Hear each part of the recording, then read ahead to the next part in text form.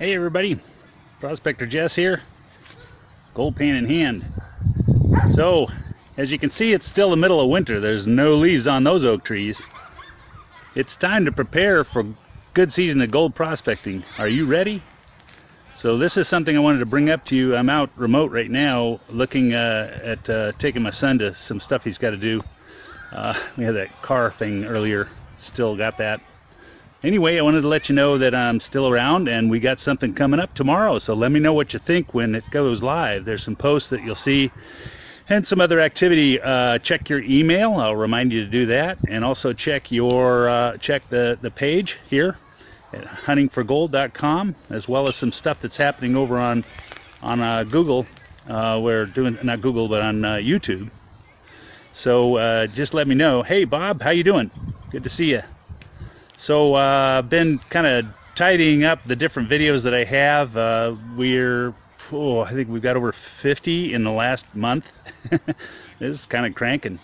Various pieces, you know, generally one a night, but there's been a couple of nights, so it's stacked up pretty quick. It's kind of fun. Hey Byron, good to see you. So we're live right now in the field, listening to the dogs bark here in Southern California. So I'm getting ready. I've got, like I pointed out to you, I've got some work to do to prepare for this season. It's going to be kind of fun getting out there because there's some flooding still going on, and there's another big storm on its way in right now. It's going to be interesting to see what happens. I was talking to my good friends up there in the gold country and Mother Lode, and they were telling me, I'm so tired of this rain, just have it over with. So that's kind of the prospect that I face. Got road out and some other things. I got a trailer that's leaked, and I got to prepare that and get ready for getting down into where I can do some serious gold sampling and find some more gold. This thing has certainly moved a lot of material through in the area. I checked that too, and it's still roaring over the canyon, so it's kind of a little too steep, a little too dangerous for now, even though it's not under snow at this point. But it is being fed by the snows coming in from the Sierras and some other stuff. You know, that's the nature of the beast. So for now, I just wanted to touch bases with you tonight and tell you good prospecting, and check out the stuff that's going to come through tomorrow. I want to know what you think. I told you that we'd be having some material that will fit more of you tactile prospectors, the ones who want to have some material in your hand and be able to look at this informational video kind of online, or not online, but elsewhere, remote. And so we'll talk to you tomorrow about that. For now, I just wanted to make sure we're all in the loop.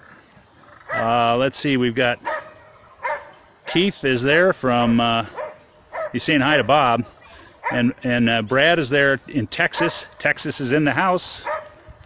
All right, that's great. You know, we got quite a community here, and it's fun to see everybody, you know, coming in and helping each other out.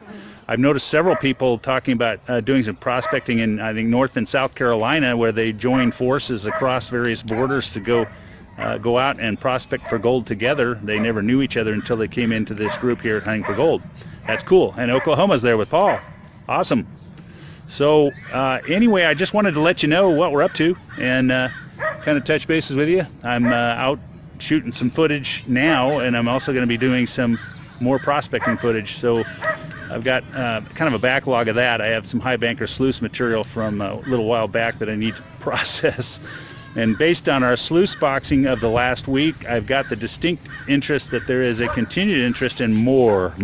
I want to see more. So that's cool. I know now exactly where you guys want me to go. We'll continue the Facebook. I'm going to continue the Facebook posts with respect to gold in my state. That seems to be popular. But what I have noticed is that the popularity of it has fallen off, and I think that's relative to, you know, it's one thing to see one or two states, it's another thing to go through 50 of them. Then it typically involves the 2 or 3 of you that are neighboring states, and that's a smaller community.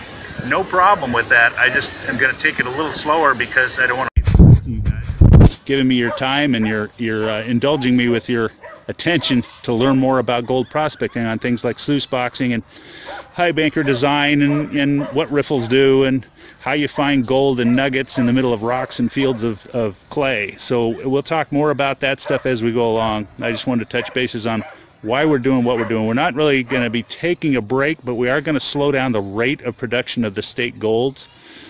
We have Ohio, we have New Hampshire, we have we have international, we have Mexico and Ontario, Canada have asked for some focus. And we got Jonah Francis here from Costa Rica. Welcome. And Victor is here from Clarksville, Tennessee. Cool. So we've got a lot of people here who are coming in from all over the states, all over the world for that matter. We've got quite a few fans down there in Australia, down under. So you just kind of let me know what you think about these prospects and what we're doing. We'll be covering more of this tune-up series. I think that's very important. There's a School of Hard Knocks here about learning how to find gold using the right tools and then how to use those tools and set them up. And typically they'll tell you an angle or something, but they won't tell you the big why. Why does it have to be that particular angle? And it usually has to do with something more important, like flow or clearing mud from the sluice box or from the riffles, or keeping red sands or black sands from building up too deep or filling up your riffles, that kind of stuff. I touch on those because that's what the School of Hard Knocks will teach you. There's more than just an angle or two. There's more than looking at something and saying, how do I make sure this is working properly by following the specs they give you. It's more like, okay, how can I adapt to the changing conditions that I face? Because we always face changing conditions when we're prospecting for gold. That's the way it works.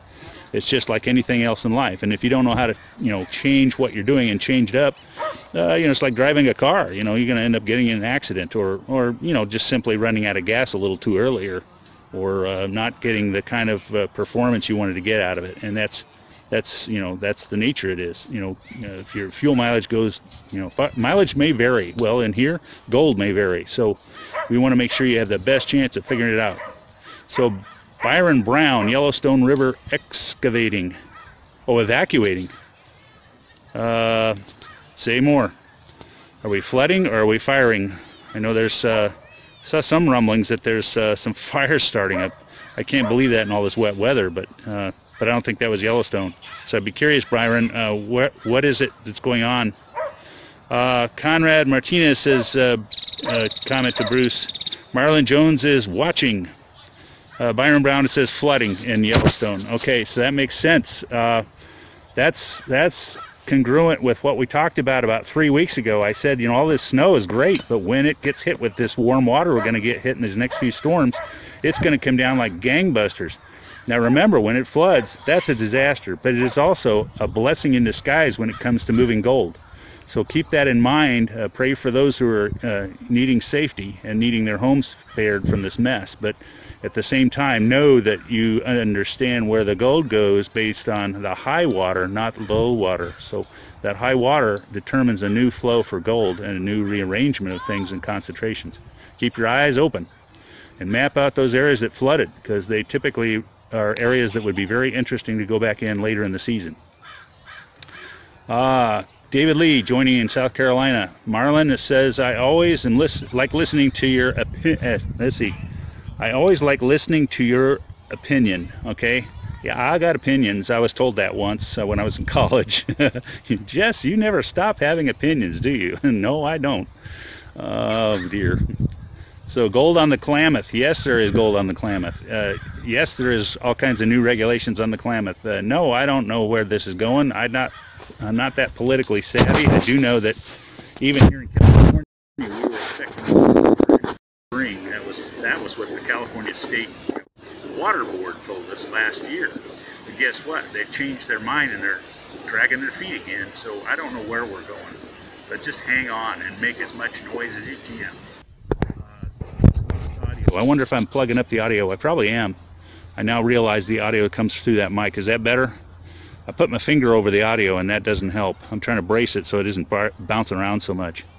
So anyway, as we go into this prospecting season, let's keep our eyes open and our ears peeled, and also keep our minds open for new ideas about how to prospect for gold. I've had several of you chime in the last few weeks about things you've learned from me over the years. I would love to have you comment below about what those things are, and kind of tell me what it was that I taught you that made it so you could find more gold, because that helps me figure out what's working. It also helps others see what things you've learned and what is important to learn.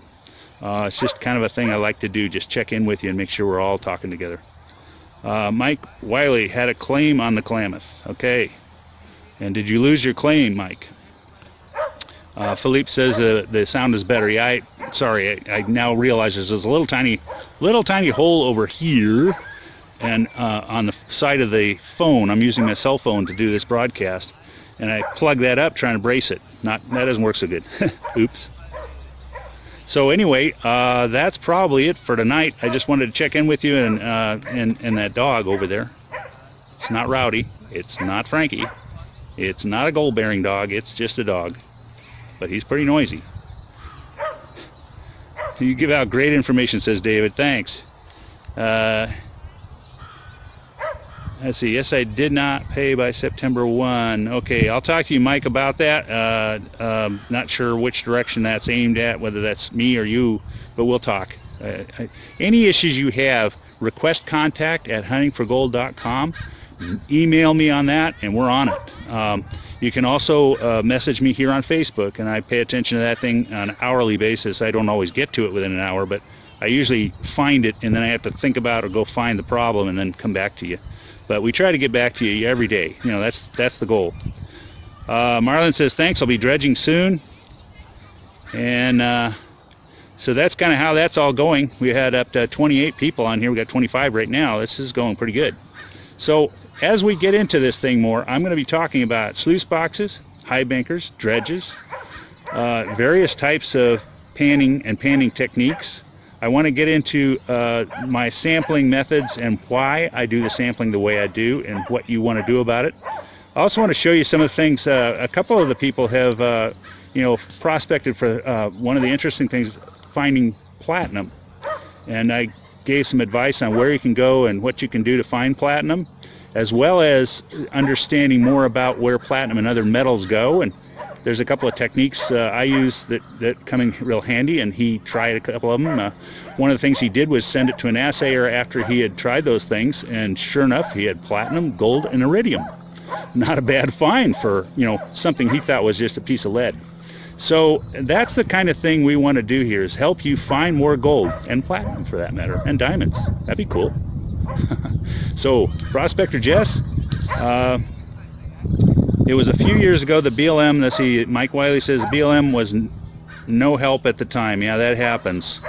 They're kind of caught between a rock and a hard place, because a lot of times it's our writing and our documenting, and I'm not saying our yours, I'm saying our collective, that could be improved. Claims are only as good as the paper they're written on, and some of them are written on some pretty bad paper. So it's a thing where the BLM is just trying to keep the records, and they aren't very good at doing bureaucracy, just like any other bureaucratic organization. That's why I'm a real avid fan of no bureaucracies, because they just don't work. Typically, my brother used to have a term for it. He said, "Oh, that's public property." Translation: it's open for abuse by anybody. Now, this was a guy who spent over 45 years in the military, okay, and so he knew what that meant, and you can imagine the effects that it had on stuff like even some of our most recent fighters. You just have so many people using stuff and not having a real strong opinion about the value of it, because they don't own it.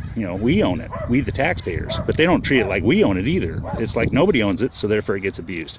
That's what I don't like about things like BLM record keeping. It's not that the guys aren't working hard, they're working overtime. They're just not very efficient, because they don't really have a vested interest in the quality of the result. It's not like they make the stuff and have to sell it. It's more like, you got to come to me because I'm in control. It's a power thing. So CJ Walker says, thank you and have a good evening. Where did you first start looking? Are you talking to Prospector Jess? Well, first place I started looking was in the Sierra Nevada, in the foothills. Tremendous amount of gold there still, and that wasn't the only place I've looked. I've looked at a lot of different places, and now I make it a habit of, you know, if I go to a beach or something like that, pan it a little bit, see what's in there, because it's just fun. And that also gets you a better idea of what you're looking for when you find unusual stuff. So just practice it. That's the main thing. Theodore says he's moving to Northern California, Yuba City in the mountains. That's a great place for gold. Never doing gold mining. Feather River doing gold mining. So great. It'll be fun. Have I ever looked in New York? No, I have not looked in New York, even though I am a product of New York. I was born in upstate New York, believe it or not, but I moved at age 3 to a beautiful state called California. And you can tell where the rest is going. But I've been here, you could call me a California native, but I'm really not, and I'm an immigrant from New York. So that's a funny story in itself. 30 below zero did the trick. So anyway, I'll let you guys go now. I just wanted to touch bases with you and finish up what we're talking about. And don't forget to keep your eyes open for these posts that'll be coming out in the next few days, and for some emails that'll go along with them. So let me know what you think and give me some feedback. Let me know. Check it out.